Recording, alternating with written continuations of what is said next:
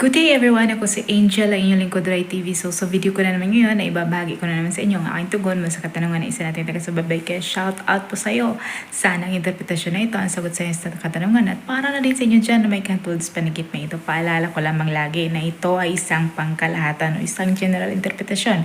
Kaya unawain nyo at tingnan mabuti ang mga nangyayari sa inyong buhay ngayon at gamitin na inyong sarili intuition at mag-connect directly sa mga impormasyon na maaaring ibabahagi ko.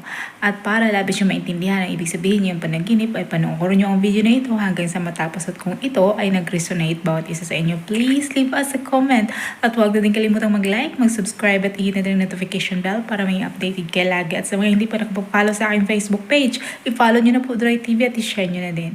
Maraming salamat. Ang pagkakaroon ng panaginip tungkol sa puting ahas na nasa butas ng iyong bahay, maaaring ito ay nag-symbolize sa isang panibagong simula.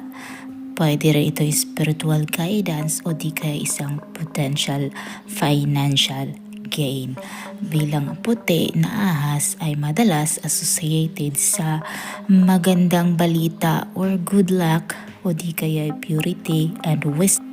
Sa kabilang banda naman, ang butas can represent ng isang nakatago or mga unconscious aspect sa iyong sarili, habang ang ahas naman na pumapasok ito ay maaaring nag-indicate na maaaring haharap ka ng isang nakatagong issue or you are about to experience or maaaring malapit ka nang makakaranas ng biglaang pagbabago or opportunity.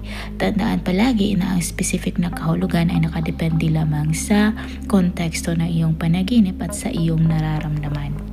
At gaya nga ng sabi, isa nga sa posibleng interpretasyon ng iyong panaginip could be a good luck or prosperity.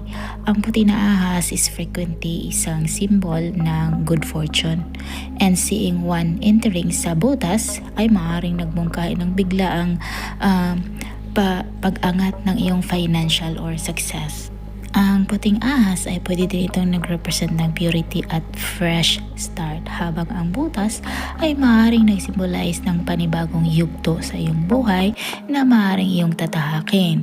At ang kombinasyon nito ay maaaring nangangahulugan na you are stepping into a new beginning.